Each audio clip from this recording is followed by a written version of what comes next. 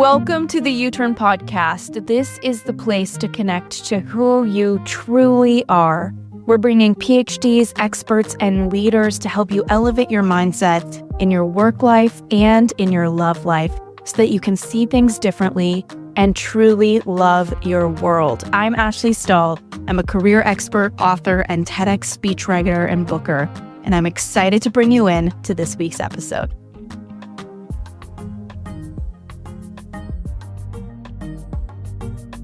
Okay, U-Turn friends, obviously it's that time of the week. I wanted to bring a special human onto the show because that's how we roll, and it's James Williams. If you have not heard about him, he's a certified high-performance coach, and he specializes in what he calls the business of you.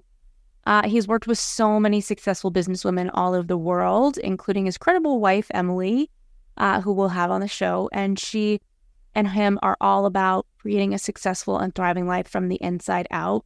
So today we're going to talk a little bit about reinvention, leadership, how to really step into who you want to be. And I mean, if I'm, fully candid with everyone here, James popped on to Zoom with me here and he said, "How are you?" And I was like, "Great." And then I was like, "Well, I'm kind of drowning, but I'm good." And so I feel like all of us are doing our very best to be who we want to be and not lose ourselves along the way. Okay. And I think far too often we create things and suddenly we're totally somebody else. So how do we keep that North Star? How do we choose it? All those things. So James, thank you so much for coming on the show. Thank you so much for having me. It's a pleasure. And I feel you, right? Yeah. It's those that dare to go big and be the best versions of themselves. We go through those times, right? And I think that anyone that says that they aren't going through those times is holding stuff back, right? Yeah. I think the misconception with, and I'm using air quotes here, which my speaking coach will kill me for. Anyone that says that when you're successful, whatever that means, or you're thriving and things are happening and you're creating. If you're not going through times of struggle, then you're really not trying to live up to your best. And really, it's how do I honor the struggle? How do I say, okay, this is part of it, right? Yeah. As Ed Milet would say, we chose the roller coaster, not the merry-go-round. Yeah. Right? And that roller coaster has some pretty scary dips and loops and things, and we can just accept it and roll with it and say, this is okay. I'm meant to feel a bit drowning right now, and I know I'll get out of it and it'll be all good. I wonder who came up with that because my dad used to tell me that when I was a little girl and it really made a mark on me. Really? Yeah. I don't know, but it's true. Yeah. Yeah. Like, and those of you who don't know, I mean, like the roller coaster obviously is implied as entrepreneurship, merry-go-round being in like a stable, whatever that means, job. Yeah, predictable. Same thing, right? And there's nothing wrong with that. Yeah. But if you're the person that's on the merry-go-round and you're complaining that my life's boring, it's not fair, all these other people are doing these great things, why is my life? If you're on the merry-go-round and you're feeling like that, you're not meant to be on the merry-go-round. And it's interesting, right? It's like pick your poison because then you can be on the roller coaster of entrepreneurship. And it's funny, I had my e-course business for so many years, and I got to a place where I was dialed in. I had my team. Everything was working the way it's supposed to. And then obviously as things change, it's kind of like, I have a startup now, and I totally forgot when I was out lunching with my friends and having a team that was perfect, what it means to really build a business. I forgot. It just had been so long. Last time I built it, I was in like my late 20s, early 20s. And I was like totally willing to just bleed and work like a crazy person. So, now I'm 37 years old this week. It's like I'm not in a place to be able to just put myself into the ground like that, nor should anybody really have to. But I think a lot of people start things because of the idea that they have about what it is. And then as they start to get to know what it is, there's so much more going on. Like I know you and Emily run an online business and you guys have started with that. And it's like the start and the feeling of starting something is so enlivening. But then the maintain is like a totally different life commitment. Like, can you tell us a little bit about like, how do people choose to start things that really do fuel the soul of who they are and feel like the right path for them? I read a really great quote the other day from a really good friend of mine and Emily's called Dr. James Rouse, who, if you don't know him, look him up. And he said, you'll know it's your purpose if it brings you peace. And the reason that I think that's really important is that when something is purposeful, whether that be a career or, any kind of pursuit, your ability to work hard and be fueled for that thing is so much greater, right? Now, as ambitious people, sometimes I really admire those that are very easily satisfied, because as ambitious people, we're always seeing the next thing, the next idea, and it's, oh, I can do this. And like you said, you start it, and then it's like, oh yes, this is what's meant to happen. But if we always come back to our purpose, why am I doing this? Like, what is this? How is this journey adding something to the legacy? When we find that and find that path, we know at some point all the bits that are uncomfortable a lot, they can be delegated. They can be. Maybe not right now, but anyone can go through hardship for a short period of time, knowing that there's a beginning and end to that at some point you can delegate off and it still be your purpose. So I think it really comes back to purpose, and that comes back to knowing yourself very, very well, to know that I've become very body sensitive now and spiritually sensitive now, to the point where if something isn't in alignment, I know very quickly. And I'm very quick to say, okay, this is either going to go or it's going to change. And that's how we maintain. And obviously, it's not as simple as that, but that's the short answer. Yeah. Okay. So I know that a lot of people listening right now, and this has been kind of the crux of my works for so long, is they don't know what their gift is, and they feel kind of intimidated by having to figure that out. And reinvention, the thing about life, I think, is that we're just in transition nonstop. Like, people don't even realize there is no there. People say it, but I don't think there's so many personal development people where we say a soundbite, but we don't really explain what that means. Like, there is no there. To me, that means like we are always in transition. Even when we think we're going to hit a goal, there's like other parts of us that are in transition. And so like when somebody's getting to the root of not just who they are, but who they want to become, what are some things that you help clients do to kind of make that choice? Or maybe there's modalities like meditation, play medicine, I don't know. But I personally, like, for example, my TEDx Talk business, Wise Whisper Agency, I'm totally in love with what we're doing. I'm even more in love with the idea of what we're doing. I love the idea of writing the most powerful talks for the most powerful people and having the most powerful impact that way through words, right? Words is my skill set. Writing is my thing, right? So this is the highest form of writing I could think of. And I'm also a creative that likes to close out things. And so it's perfect for me. I get to write a 10 to 15 minute talk, close it out, next client, close it out. I don't like holding on to creative projects too long. It doesn't work for my creative brain. Maybe that's a story. Maybe that's the truth. I don't know. That's just what I'm shooting for here. But the practice of having my business is, we have 10 speechwriters, 4 creative directors, 6 people on the booking team. It's like a full-blown operation, and then an account manager and people quitting, people starting, right? It's like a whole thing. The practice of what I'm doing is so different than the idea of what I'm doing. And I realized early into this business, I'm going to have a CEO take over for me, because I'm not going to be very happy if I'm the CEO forever. Right. And that ownership is super freeing, but I know a lot of people don't feel that sense of solution. They don't feel like, oh, I know what I need to do with this. So for anybody who's at that impasse right now listening, and they need to go inward and really say, who do I want to be? What's my next move? How do I stay true to myself?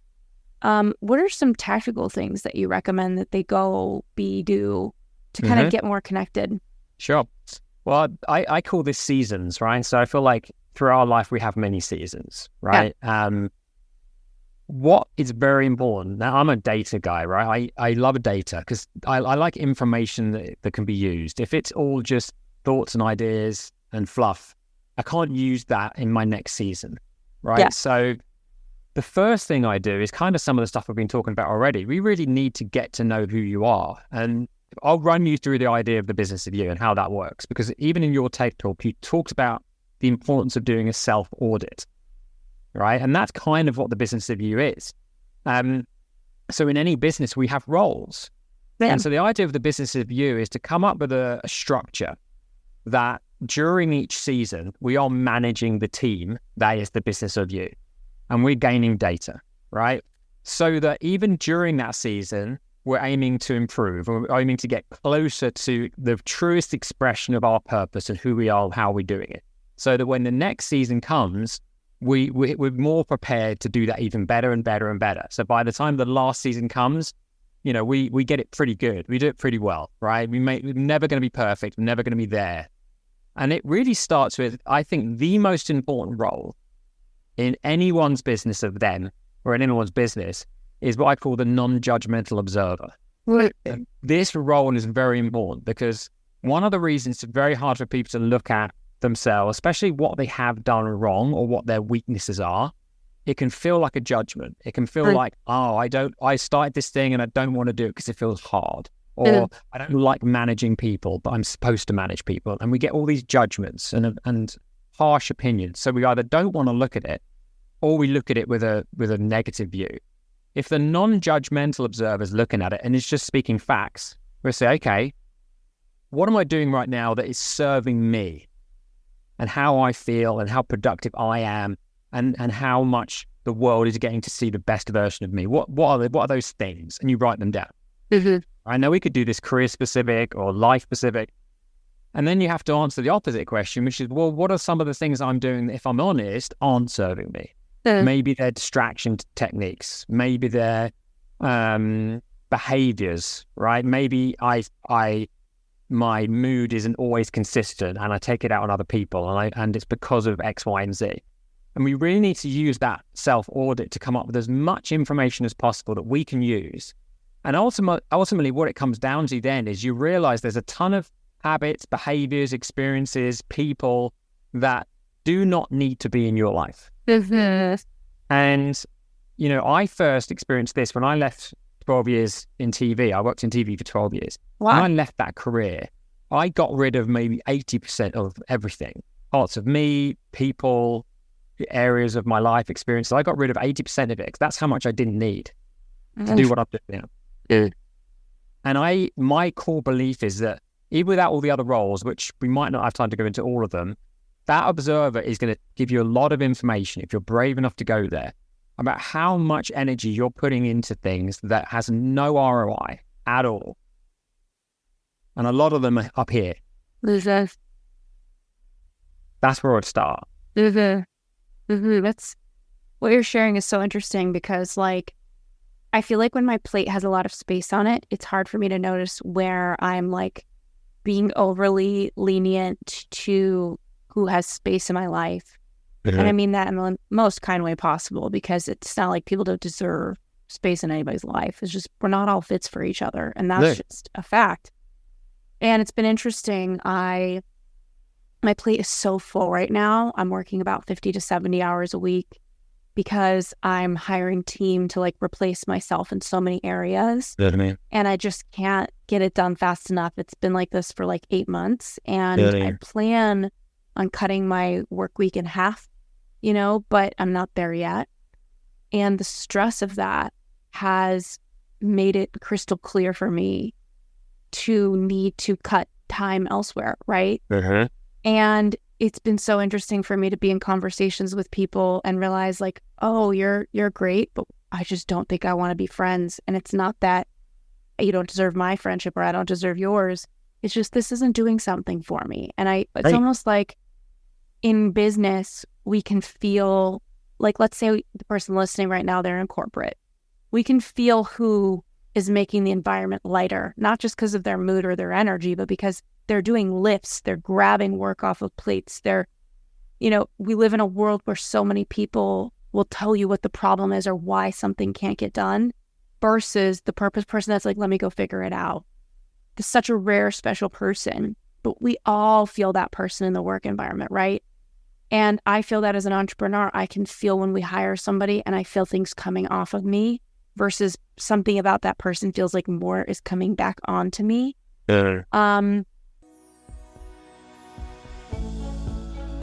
Have you ever thought about starting your own podcast? This episode is brought to you in part by Libsyn, the ultimate podcast hosting platform. If you're ready to start your own show, Libsyn is truly the place to start. I've been with them ever since I started the U-Turn podcast, and it's been nothing but flow. Libsyn hosts both audio and video podcasts, and even has a built-in recording feature that ensures everyone, beginner to expert, can really easily share their unique voice with the world. The stats tracking available on Libsyn will also help you understand your audience and optimize all your podcast promotion strategies. Not to mention, they have a really incredible monetization feature and direct access to brands that you know and love. Having this show has truly changed my life, and I hope it's changed yours too. If part of your dream includes starting up your own podcast, go to libsyn.com, put in our promo code UTURN, and you're going to get up to 2 months of free podcasting service. What are you waiting for? Make your own U-Turn and start your podcast today. Just go to libsyn.com and use our promo code YOUTURN for 2 months of free services.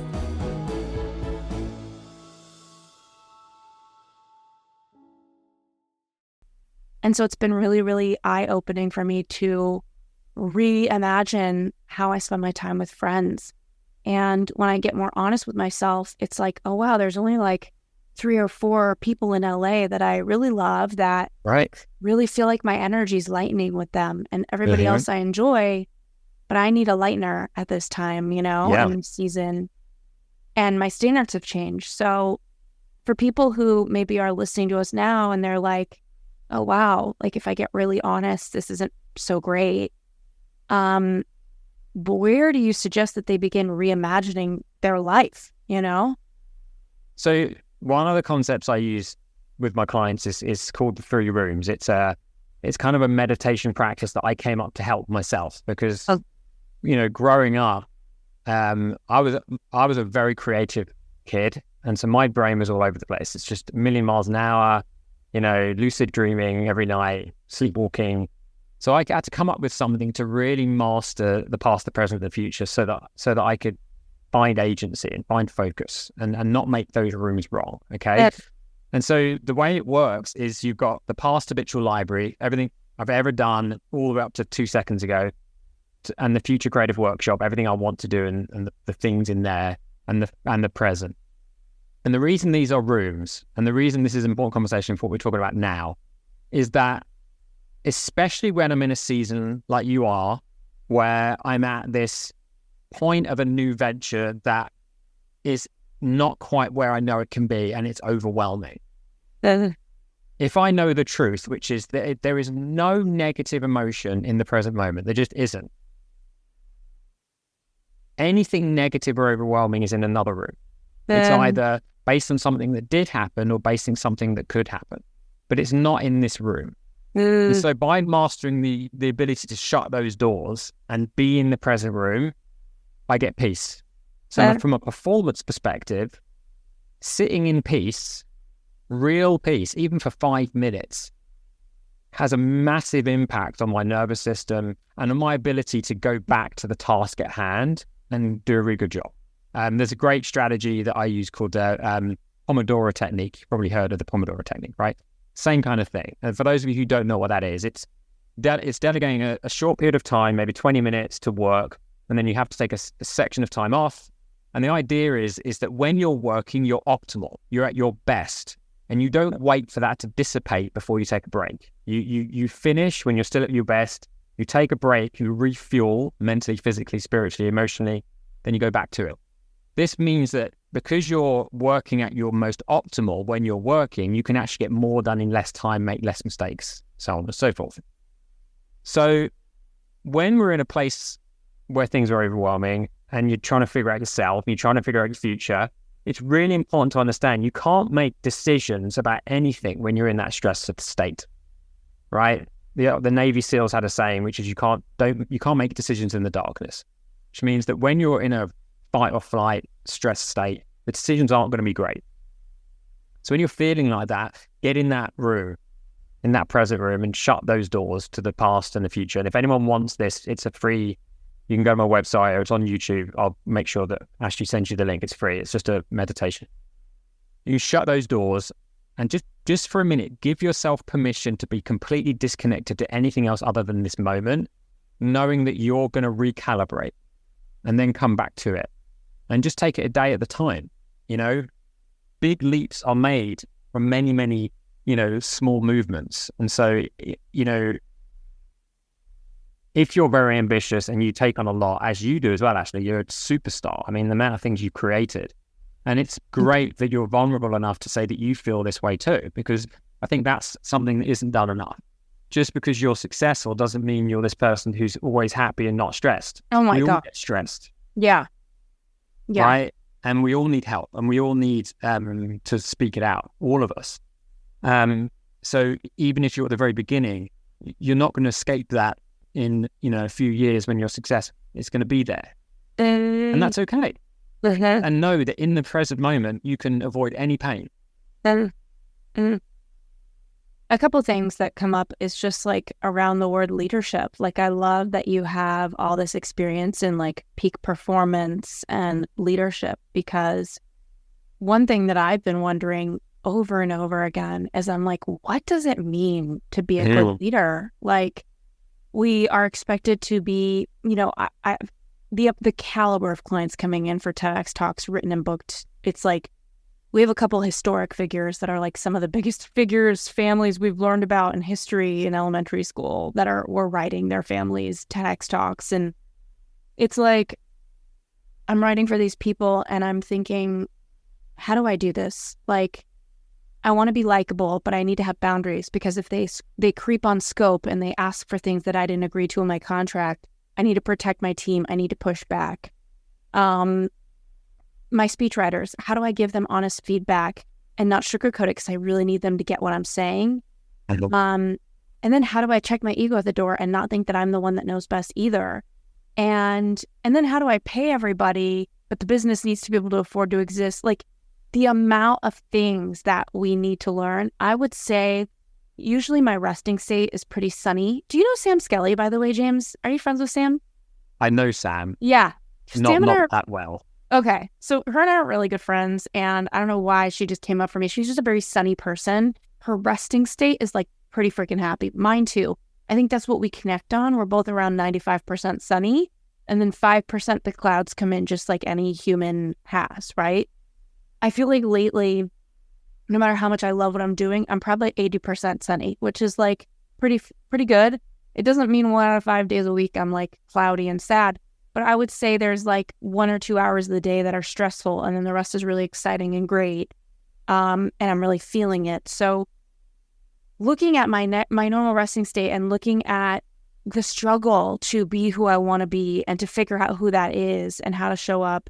I know you've coached a lot of leaders on performance, and a lot of performance happens in the mind, as much as it happens in our health, right? Like, you know, I just ate a fettuccine Alfredo the other night. I felt like I was hungover, hit by a car the next morning. Like, my performance is out the window. So it's like performance can mean so many things. How do you, I don't know, what are some lessons you've learned and about what it really means to be a leader, how to really show up and inspire people? Yeah. Well, isn't it great that you can really be honest about being 90% happy or 95% happy is great.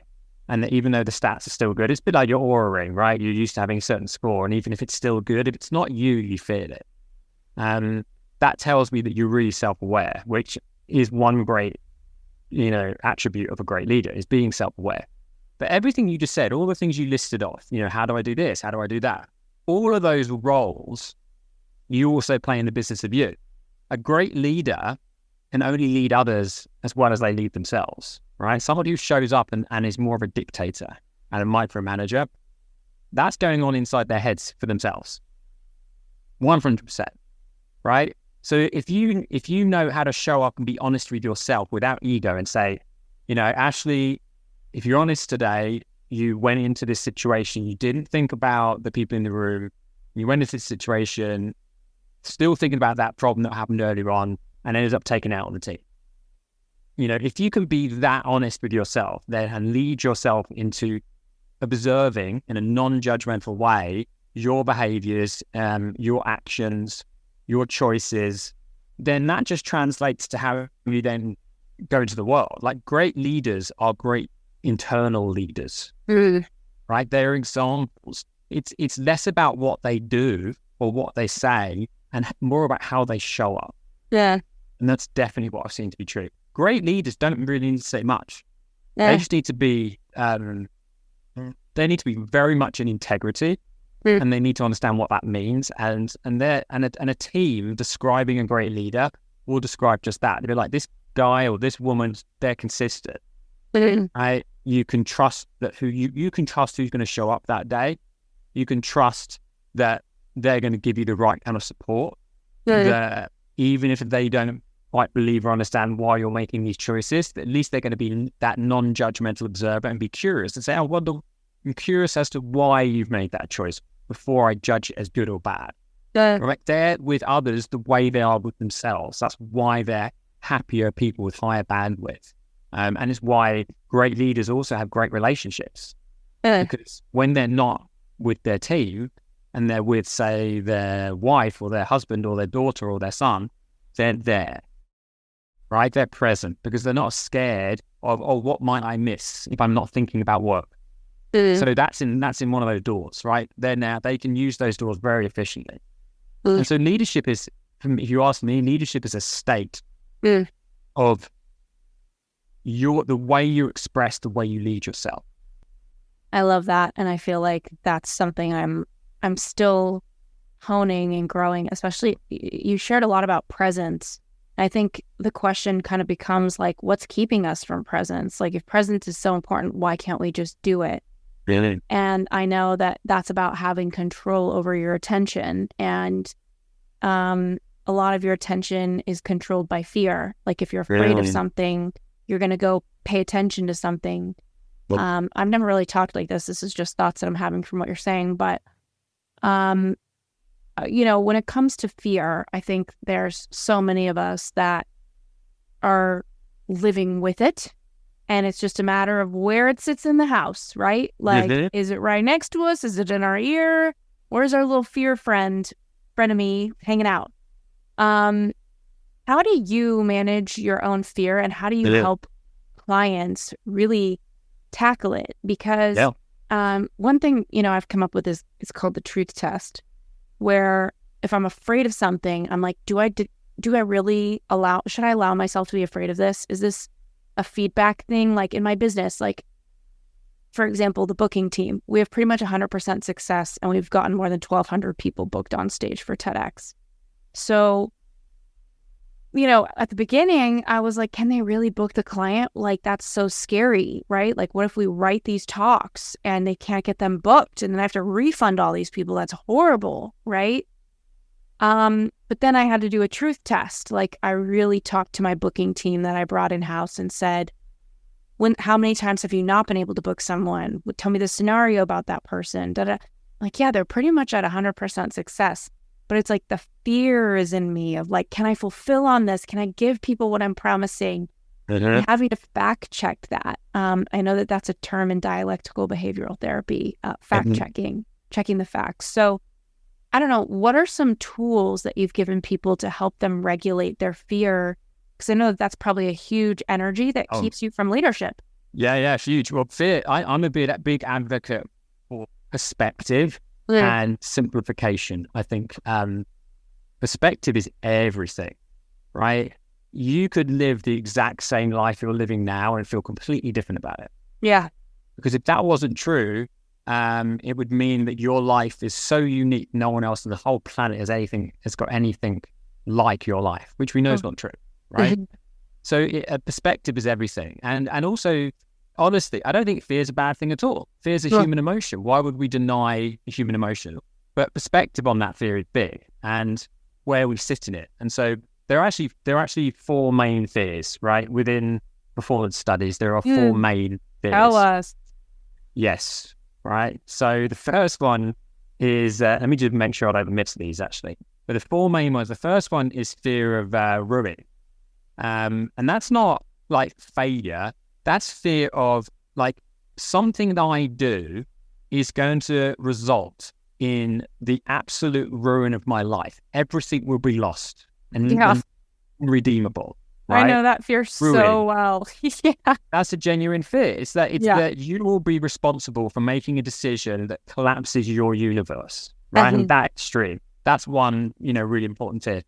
The next one, which is probably the most obvious one for other people, is rejection. That you will do something and people will reject you for it. Think about the beginnings of our journey. I'm sure it's the same for you, right? You made a choice to do something and everyone thought you were crazy. And some people actually made it very clear that if you do that thing, they're not going to be your friend anymore. And then on the professional side, you went and asked a question of someone, would you mind looking at this or working with me on this? And they just said, no, you're not good enough, right? So rejection. The third one is regret. If I do this, what if I do this? And then I look back and I'm like, oh my God, I've ruined my life and I'm going to regret it. That you'll get to the end of your life and you've made these choices and it was all for the wrong reason and now you're going to regret it. Okay? And then the last one is the most interesting one, and that's the fear of responsibility. You've heard of the fear of, the fear of success. A lot of people are scared of success. The fear of responsibility is like, well, if I build this startup, I'm responsible for all of it. I'm responsible for the staff. I'm responsible for paying their families. I'm responsible. So all of these fears are real. But at the same time, okay, yes, the answer is yes. Yes, you're responsible. Yes, you could have regret. Yes, you theoretically could ruin your life. And yes, you could be rejected. And then what? Is it that important to you to do this or not? Because the perspective is, what are you going to be focusing on in the movement here? Because if something's that important that you're going to come up with all these fears, which in my view is really just a spotlight. All the fear is your nervous system is being tempted towards a direction that it's never felt before. So it's like, well, I don't know what's going to happen, so I'm going to throw things at you, energy, which will turn into thoughts to hold you back and keep you where you are. Because our bodies are designed to keep us safe and comfortable. But our annoying human minds wants us to evolve, which means going into areas and parts of the forest that we've never been to before. Yeah, it's interesting. How have I never heard of these 4 fears and they all resonate? I was actually gulping. I feel like there's one of them that, like, I felt like a cartoon when you were just giving those 4. I felt my gulp. Which one? It was the first one, which was fear of ruining everything, right? Oh, yeah, and then it was fear of responsibility too. I literally just... This is from the High Performance Academy. These are like academically studied. It sounds 4 things, but they're so accurate. They're so big. Well, I'd say let's play a fun game for your listeners then. I'll give them a little gift. Okay, let's do ruin. And I'm going to ask you 3 questions, and everyone listening can listen to these questions and answer these questions for yourself. Okay, this is right off of one of my session forms. Okay, so around ruin, I'm going to read it to you. Okay. We often fear that our mistakes will lead to catastrophic ruin. We think, if I start this new business dream of mine, I'll go bankrupt and I'll never be able to recover and be poor for life. Thoughts like these are almost absurd when you consider the fact that we can learn and adjust and adapt and change. So all future actions can be different. You won't be ruined, you'll just get better because you'll learn. If you choose to learn, there's a big if, right? It's if you choose to learn. So the first question for everyone listening is actually less of a question, it's more of a continued sentence. So I'm going to start the sentence, so you've got to finish it. Sometimes I think my life will be totally ruined if I... God, so blocked. Sometimes I think my life will be totally... And what would be great, if anyone's listening to this, why don't you post the answers underneath this video? Yeah. This podcast episode, so that Ashley gets some feedback. So sometimes I think my whole life will be ruined if I... So common answers to this have been things like, if I leave the job that I actually don't want to be working in and go all in on this entrepreneurial career, I'm going to ruin it. Who the hell do I think I am to do this? That's a common one. Yeah, I feel like for me, it's also just like if I scale my business, that's one of it. Sure. Yeah. Yeah. The next question is, if I stopped thinking failure was permanent, then I'd be more likely to scale my business. hey. If I thought about gain versus ruin more often, a dream that would get me super motivated is. Oh my God, now I'm just in the same one, James. I'm like, scale my business. So there's two things that really quickly, that's really important to you. Yeah. And the fear is just that you're trying something big and your nervous system doesn't know it. And it's not used to that because you've done so many big things and you've been through a lot of big things in your life. It thinks that nothing's going to ever make you feel scared again. But now you're trying something big and you're just unfamiliar with that feeling because you're a tough woman. Yeah. And this is another opportunity to become even tougher and learn even more. And the gain is way greater than the ruin. There's Dan Sullivan and Dr. Benjamin Hardy have got a great book out right now, The Gap and the Gain. Yeah. Read that book. Everyone listening, read that book. Because that's what this is all about, this question, right? That if I could invent a machine that could really look at the thoughts that we have and how many of those thoughts actually have ROI. Yeah. It would be a bit like your happiness cloudy percentage. It'd be like 95% would be useless thoughts. Yeah. Maybe more. Like those gain thoughts, you think of the energy and the smiles and the happiness that comes from the gain. Yeah. And you get yourself into that state very, very often, you're less likely going to make the mistakes that lead to ruin because you're going to make great decisions and you'll bounce back and you won't be bothered by mistakes. And it's like, okay, that failed. Let's try the next thing. It's okay. Mm-hmm. So funny to listen to you kind of give this fill in the blank for everybody and to even out myself on my own podcast as I always do. I've always been the sacrificial lamb of my own show. It's like, it's because that's the sign of someone very strong. Like Thank vulnerability you. is such a superpower. And that's another thing I want your listeners to understand. It's like, you know, we are all, me included, Emily included, we are all going through it. Yeah. Right? And sometimes those things are really hard and sometimes they're less hard. Yeah. But that's life. Nothing grows strong without adversity. Adversity is a wonderful thing. It's how we get strong and tough. And that's how we really appreciate the things that we have in our life that are beautiful and fulfilling, you know?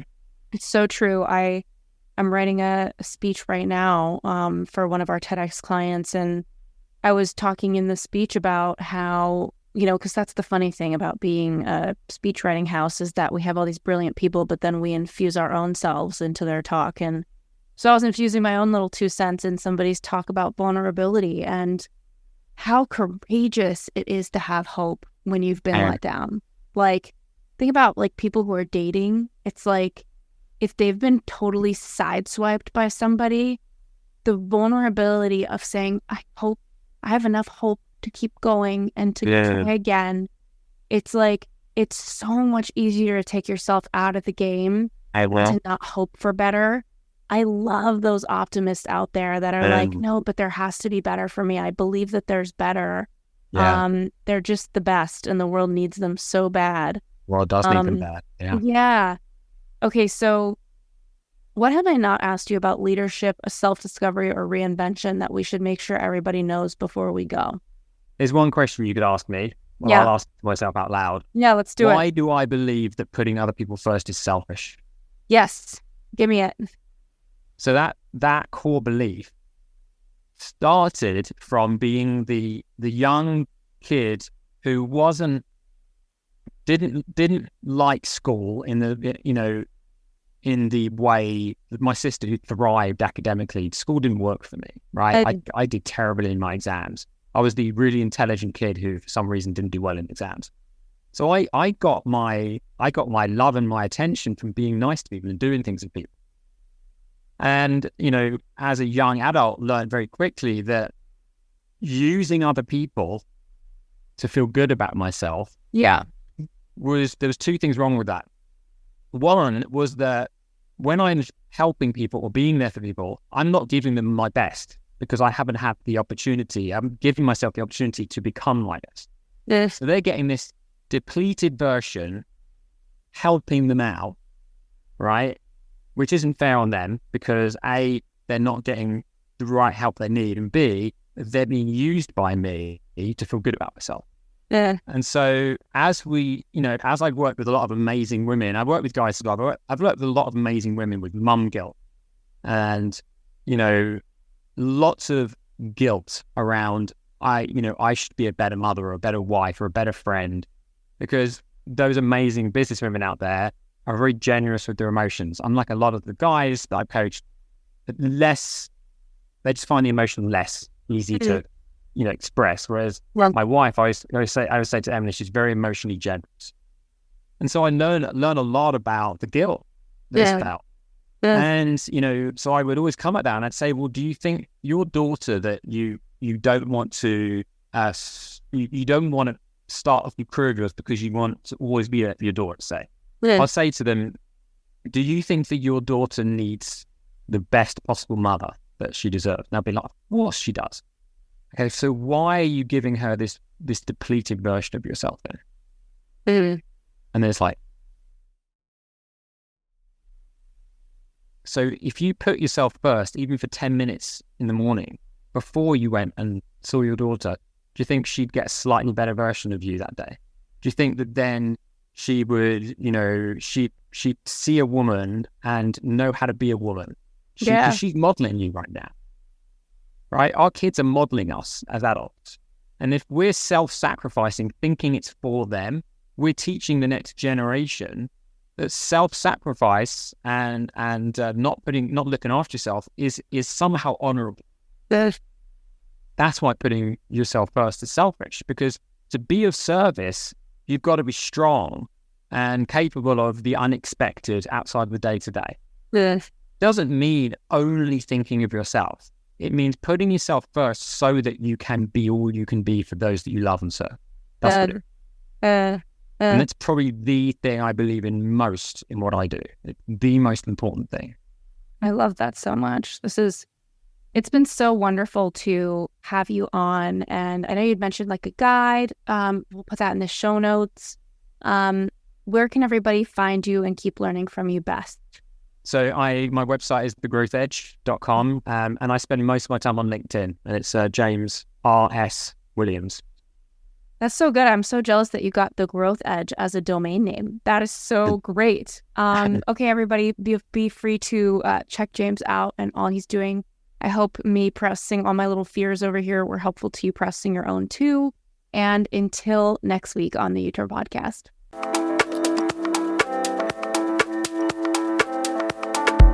Thanks for tuning in to the U-Turn Podcast. I hope you learned so much in this episode and you're putting it into action today. We would love to hear from you. Slide into my DMs at Ashley Stahl or leave a written review if you're inspired. It would mean so much to us.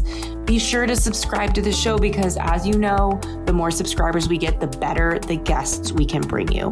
And in the meantime, if you're looking to skyrocket your personal brand and impact millions, head on over to wisewhisperagency.com to learn more about how we are getting clients booked for the TEDx stage.